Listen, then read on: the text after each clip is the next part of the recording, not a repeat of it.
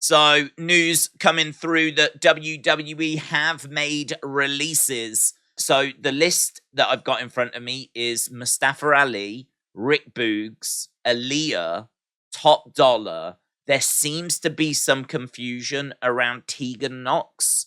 Sean Rossap, about 40 minutes ago, said that he hadn't heard that she'd been released, but there are places like Forbes that are listing her as being released. So there's some confusion there.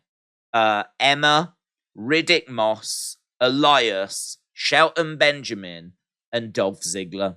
So that's the list that I've seen. That's the list that has kind of been quite stable for a while now.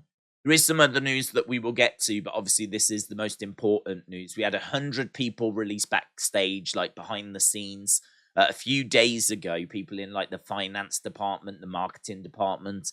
That kind of totaled around 100 people.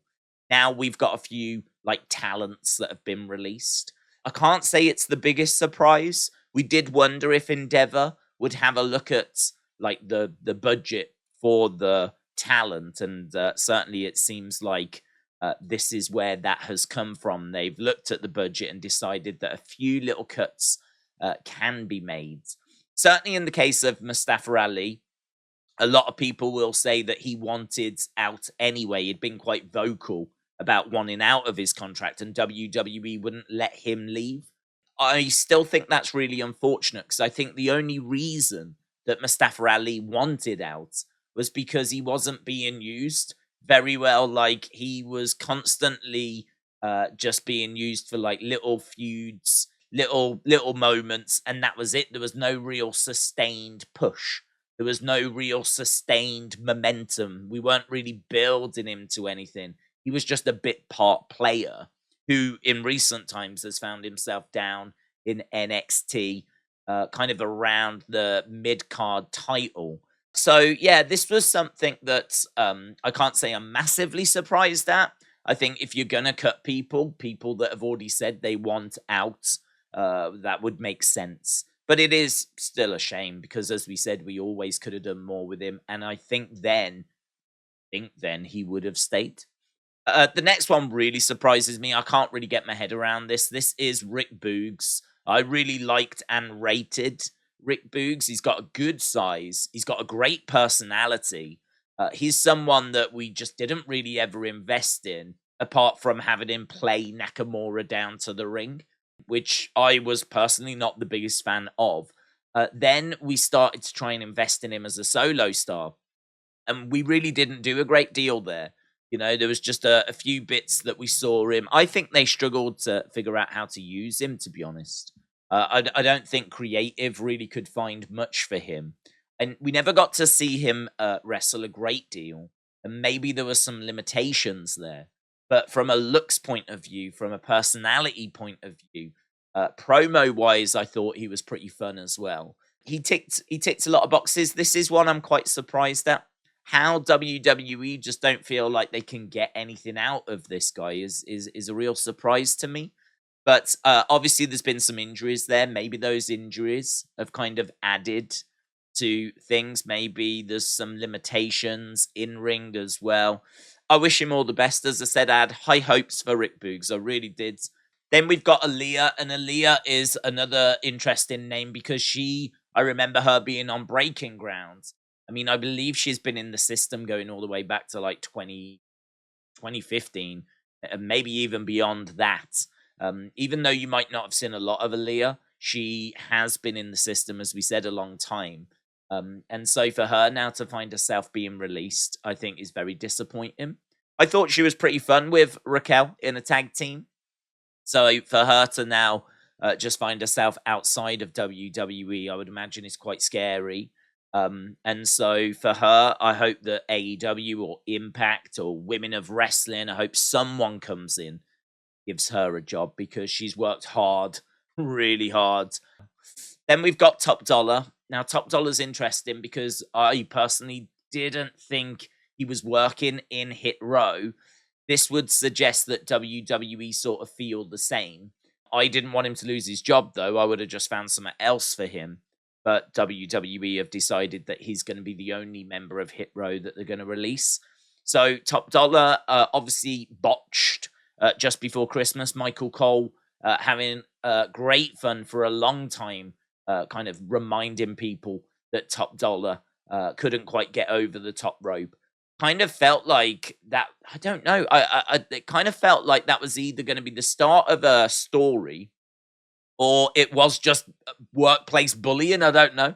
I don't know why we were going on about that for so long, about that mistake where he tried to get over the top rope and kind of crashed and burned. It would get mentioned every week for going from the end of last year into the start of this year. Then we just haven't seen Hit Row for the longest of times, and now he's been released. So I don't know if there was like some backstage friction or backstage drama. Does beg the question of what you do with Hit Row though, because now all of a sudden it's just two members, a guy and a girl. So all of a sudden, like, they're not really a tag team, but there's two of them. I suppose in a way they're a bit like Carrion and Scarlett now, but Ashanti doesn't have the size of a Carrion Cross. So, I mean, that's a whole separate conversation. I feel like you could keep Hit Row around, but you're probably going to have to change and bring in some new members. But all the best, obviously, to Top Dollar. Tegan Nox, I don't feel like we need to talk on this because I really don't know if she has been released or not. So I don't really want to go in depth. But equally, I don't want to not mention it just in case it has happened. Just be aware that Tegan Nox's name is unfortunately being mentioned by a few outlets. But as we said, Sean Ross Sapp saying that he has not been able to confirm that.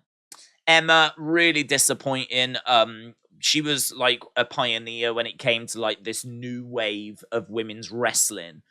In a way, you know, it was her and Paige and a few others down in NXT that kind of led the charge, along with Triple H, of course, led the charge for really getting rid of that Divas era and bringing in the women's wrestling that we enjoy now. You know, after them came Sasha and Charlotte and Becky, Bianca, all of these people would come after.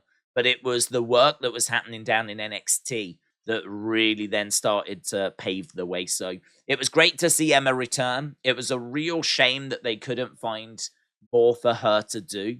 I don't know why we didn't give her a little faction and like build her up. And we've just had this whole thank you Trish storyline, which we could have done with Emma. And it could have been thank you Emma.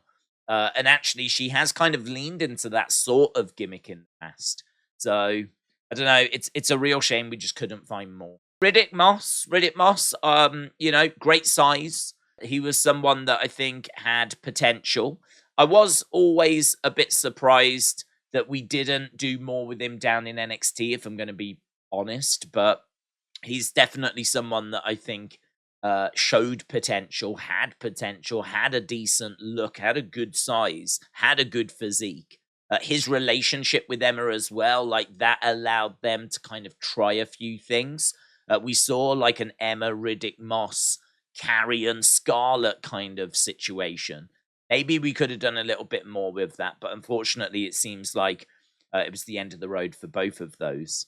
Elias is interesting because he's been around for quite a while, Elias, and on the main roster for quite a while as well. But we just never could get him like really going with anything other than just being interrupted and then beaten up. Great for house shows. You can definitely do a lot of stuff with him on a house show, but I think maybe we'd just run our course, you know. We've got lots of new superstars constantly joining. Elias had a little bit of time outside of WWE. I don't know if that was due to injury, but I mean, last year we were doing the Elias, the Ezekiel stuff. And it just seems like just now can't get back going with him. We just can't. We don't want to do the Elias stuff again by the looks of it. Because we've kind of done that a lot. You know, he's released albums and EPs and done gigs at bars and all that stuff. So there's not, I don't think, an appetite to kind of go back through that. We tried to do something new with Ezekiel. That kind of caught on a little bit, but that seemed to run its course. The joke seemed to wear quite thin quite quickly. So I feel sorry for him. Again, I don't think this is his fault. I think this is just more a case that the creative is just not there. Shelton Benjamin, disappointing, but again, probably not that surprising because Shelton Benjamin is a legend, someone that has been on WWE on and off for a long, long period of time, but just can't even get onto TV.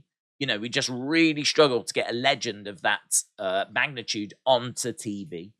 Really, really disappointing. Again, not his fault.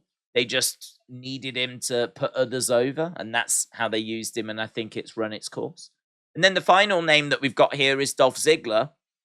Dolph Ziggler is someone that I think there'd been rumors that his contract was coming to an end. There'd been a few thoughts that he could be on his way to AEW. Obviously, as we said, AEW, I'm sure, will be interested in quite a few of these names. And yeah, Dolph Ziggler is definitely someone that has got something still to offer. I think for whatever reason, Dolph Ziggler, I mean, he's been with the company, it must be around 20 odd years. It's kind of staggering that we've not been able to find a way of using Dolph under Triple H. I really don't know what the situation is there, but Dolph Ziggler, when I think of his cash in, and I think of like some of those great moments that he gave us, like Survivor Series 2014, when he had to kind of fight the good fight on his own, and then that meant that Sting came out, and that's how Sting made his debut in WWE. Like, Dolph Ziggler has been involved in a lot of those kinds of moments, and as I said, one of my probably my favorite cash-in as well. If I think back to that time, like, since then, it's just been a steady decline, and the past few years have certainly not been kind to Dolph Ziggler. He went back down to NXT, had a little run with the NXT Championship. I would say that's probably the most noteworthy thing that we've done with him. He's just been in that kind of Dirty Dogs tag team. And really, other than that, we just haven't been seeing him. It kind of feels like he got and ran out of steam. And again, we just didn't have anything else lined up for him. So obviously, we don't know if there's any other stuff that's been going on behind the scenes with these superstars. We don't know if there's late issues or wellness violations. I'm certainly not saying that there have been, but maybe there could be some more things going on that we're not aware of. But just incredibly, incredibly unfortunate. Incredibly unfortunate news. But just to end on something maybe not quite as down, there is some other news that's come out, and it is that Smackdown is returning to the USA Network. We haven't heard about NXT. We haven't heard about Raw, but apparently Smackdown is moving from Fox. Smackdown, I believe, cost Fox around 200-something million a year over a 5-year deal. So that meant that I believe it was costing around over $1 billion for Fox. It's now gone up from about 208 to about 280. There's been a healthy increase. So I believe it's around a 40% increase.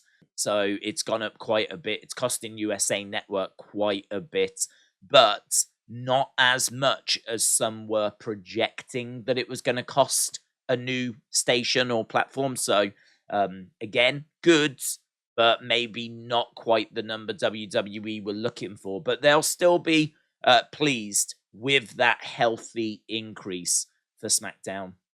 As we said, we don't know about NXT. We don't know about Raw, but those are all the big stories this afternoon. Let me know your thoughts down in the comments below. Obviously, thoughts with those affected, those that have lost their jobs. We'll keep an eye out for any other names that get added, fortunately added to that list. But hopefully that will be it for